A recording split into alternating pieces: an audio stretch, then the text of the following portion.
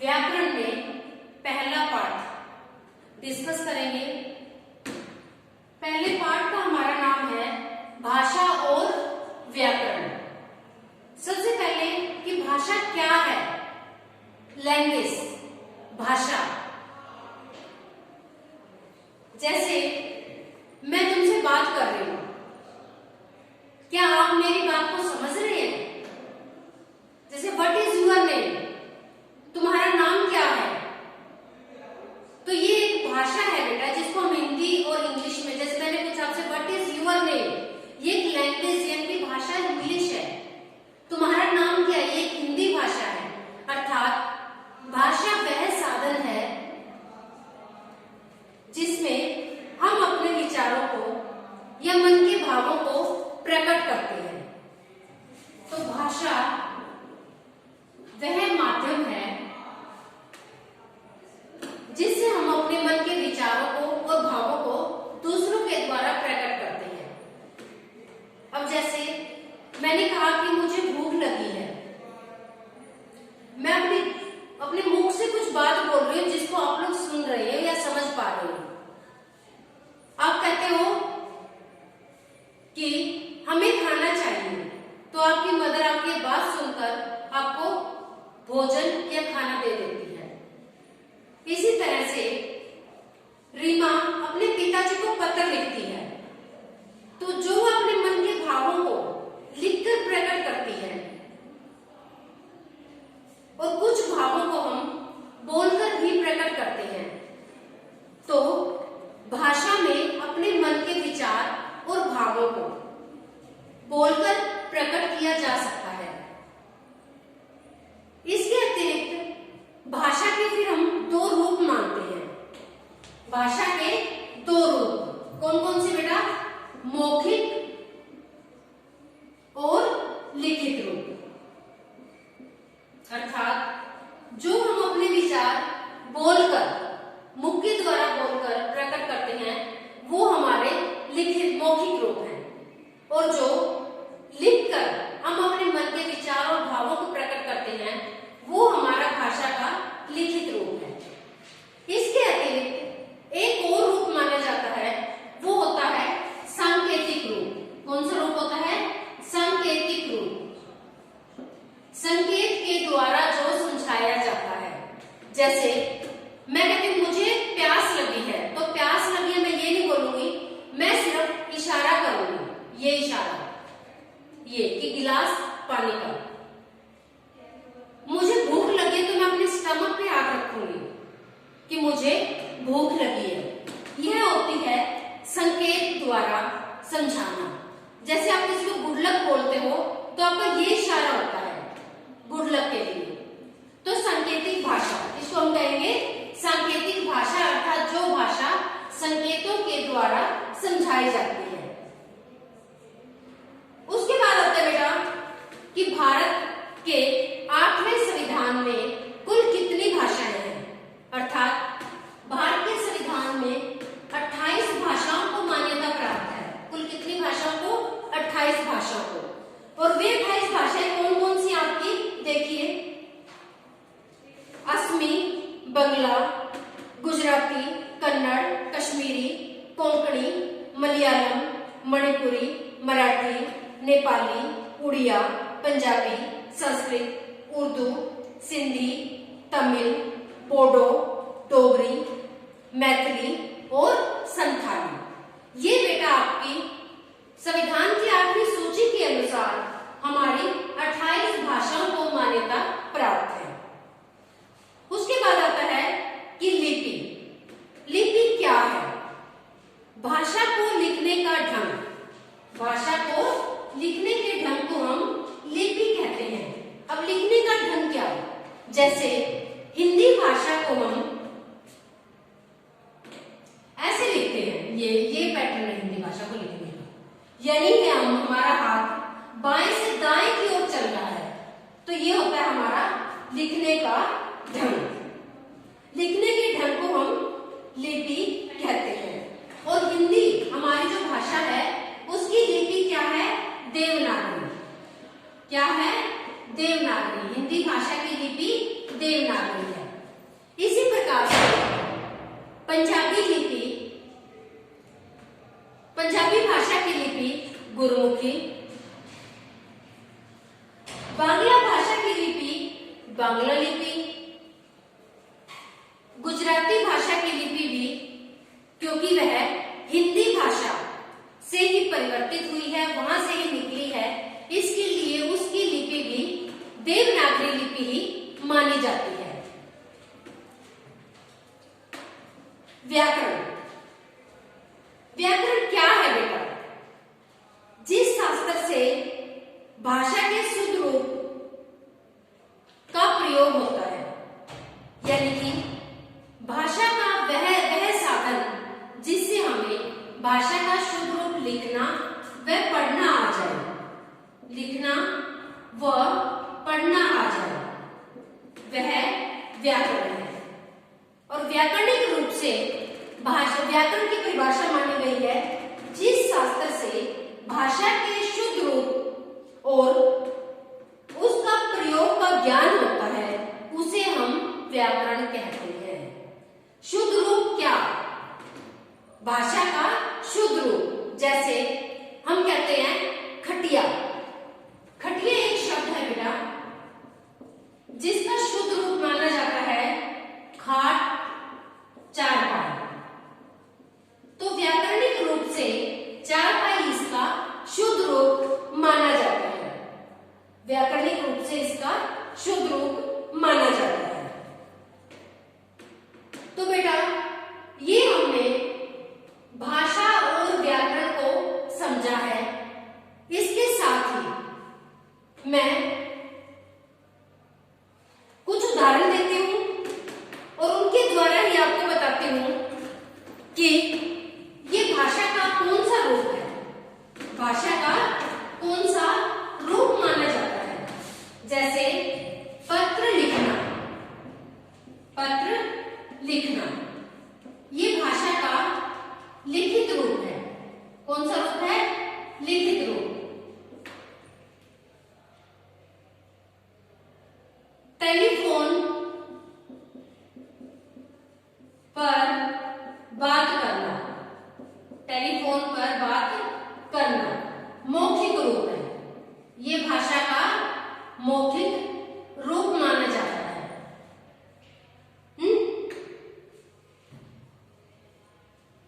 प्यास लगने पर, प्यास लगने पर पानी का इशारा, पानी का इशारा, ये कौन सा होया हमारा? सांकेतिक रूप। कौन सा रूप है बेटा? सांकेतिक रूप।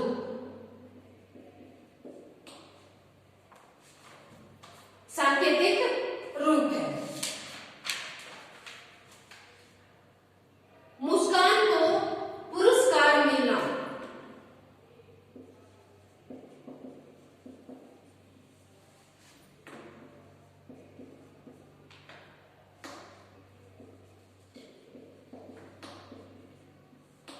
मिलना। अब मुस्कान है, वो अपने दादाजी को बता रही है कि मुझे कक्षा में प्रथम आने पर पुरस्कार मिला है, और वो उस पुरस्कार को, जो अपने उसको पुरस्कार मिला है, शील्ड मिली है, उसको वो अपने दादाजी को दिखा रही है। तो दिखाते हुए जो उसको अपने दादाजी को जो दिखा रही है, वह भाषा का हमारा सांकेतिक रूप है, संकेत के द्वारा।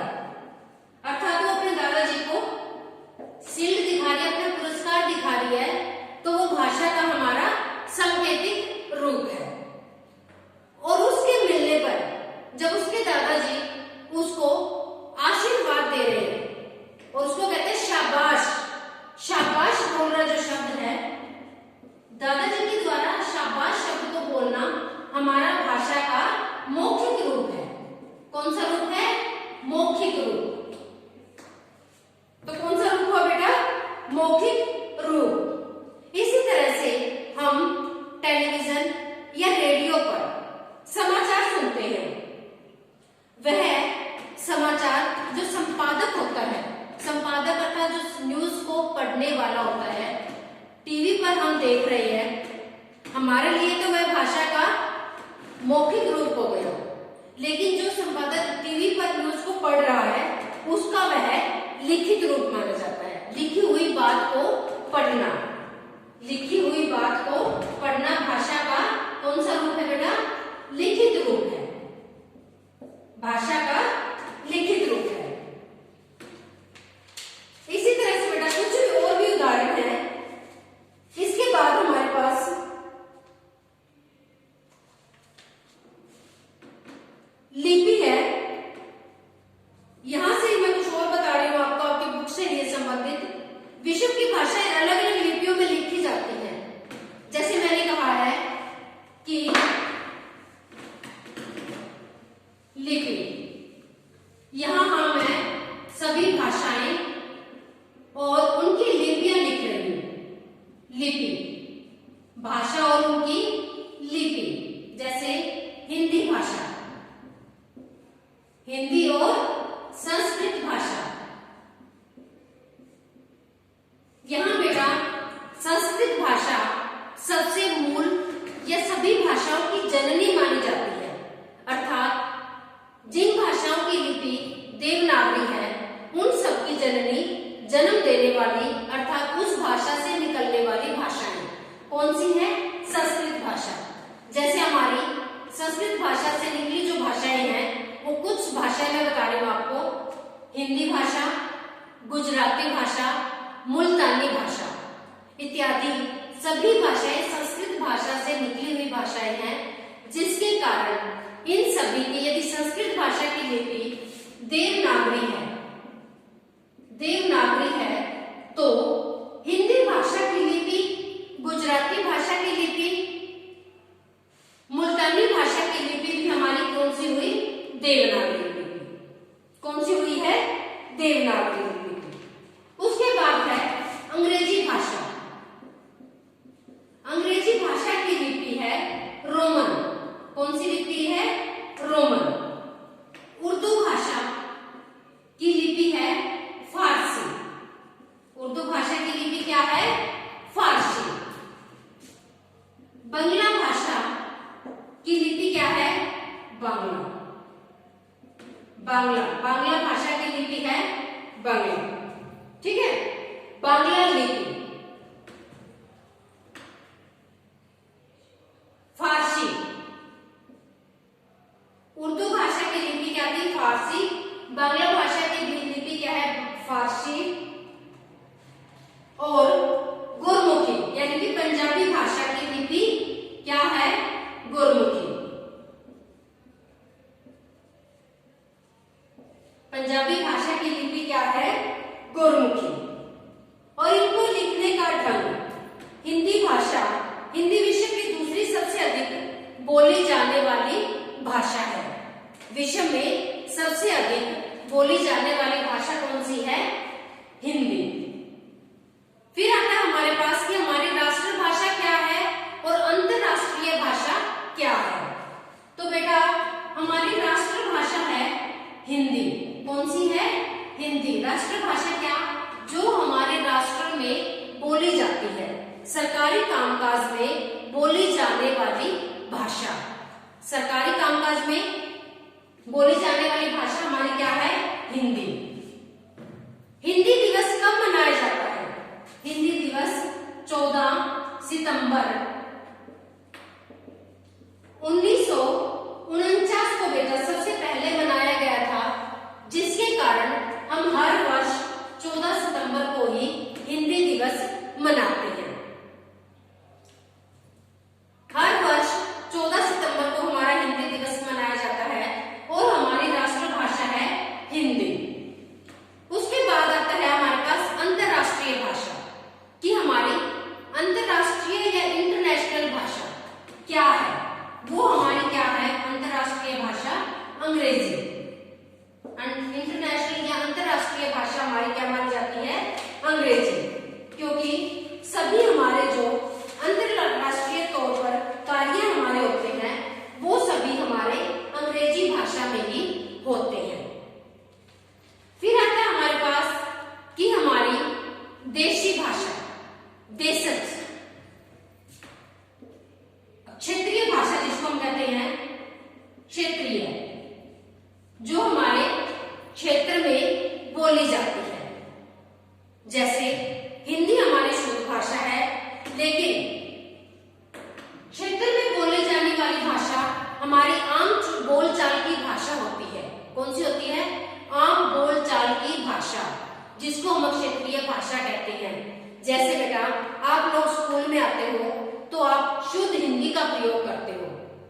लेकिन जब आप घर में अपने बड़े बुजुर्गों के पास बैठते हो तो कई वर्ड्स, कई शब्द आपके देसी निकलते हैं।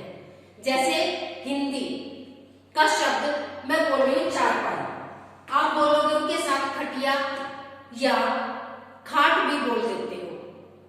लोटा एक शुद्ध शब्द है लुटिया। इसी तरह से आप कहते हो कि हमें वहां जाना है, मुझे वहां जाना है। और अब आप जब क्षेत्रीय भाषा में इसी शब्द को बोलते हो, इसी वाक्य को बोलते हो, तो क्षेत्रीय भाषा में आप क्या कहोगे? मेरे को जाना है, मेरे को जाना है। तो आपकी ये होगी क्षेत्रीय भाषा। उसके बाद आती है आपके पास हिंदी भाषा के अतिरिक्त कुछ शब्द हमारे बदले हुए भी होते हैं, जो हमारे परिवर्तित रूप से शब्द आते हैं। कहां से? मूल संस्कृत से। मूल संस्कृत के शब्दों को हम तत्सम शब्द कहते हैं। क्या कहते हैं? हम तत्सम, तत्सम, क्योंकि तत् मीन्स वह, सम मीन्स समान, उसके समान ही।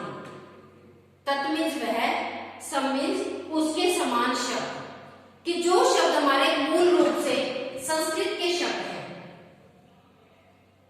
उनका कोई भी बदला हुआ रूप नहीं है। जैसे मयूर, मयूर हमारा संस्कृत का शब्द है। दुग्ध हमारा संस्कृत का शब्द है।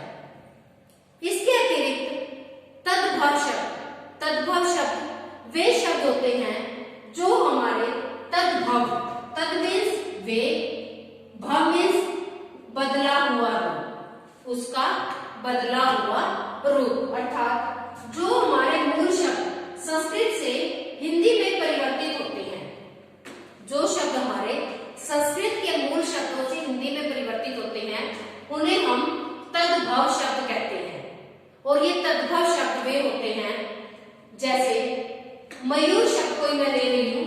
मयूर आपका संस्कृत का शब्द है जो तत्सम है। इसका हिंदी परिवर्तित रूप क्या होगा? मोर। क्या होगा बेटा? मोर। दुग्ध, दूध, क्या होगा? दुग्ध का दूध।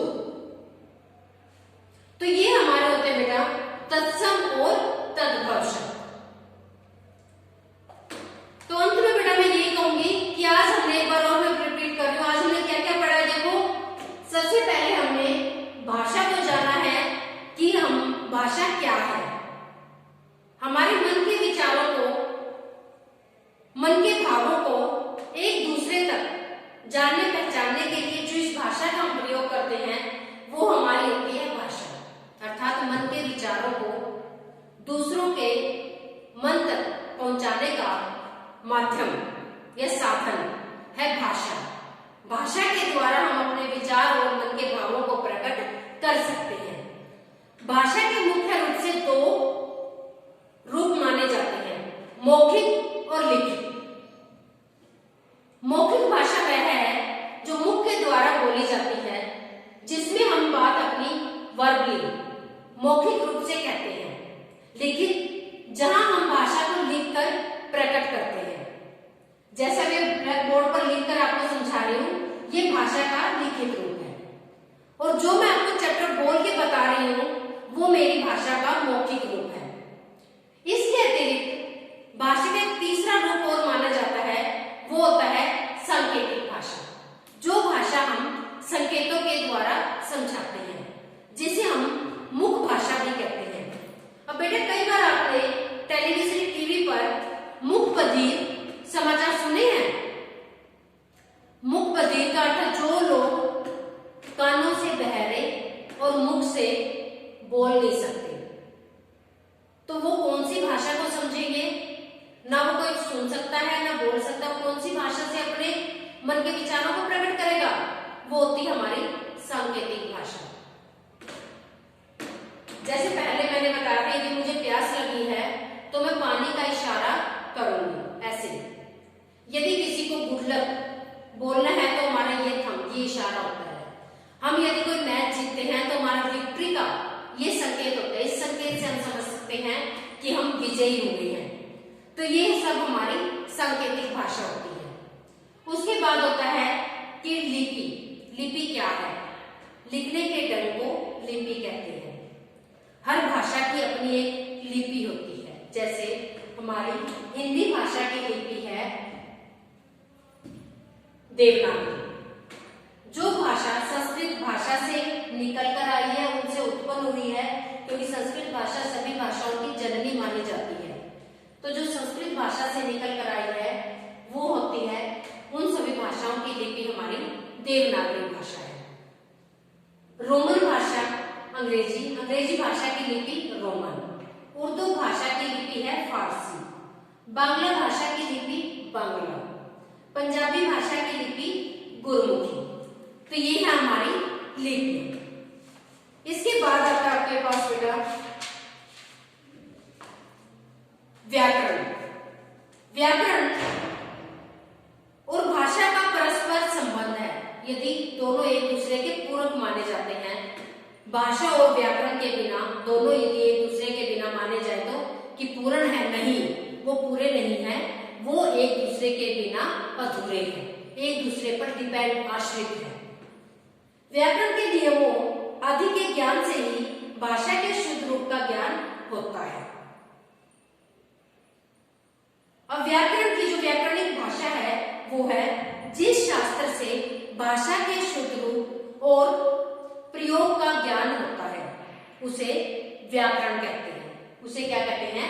व्याकरण। अर्थात शुद्ध भाषा का ज्ञान होना, शुद्ध भाषा को लिखने का तरीके का पता चलना ही व्याकरण है।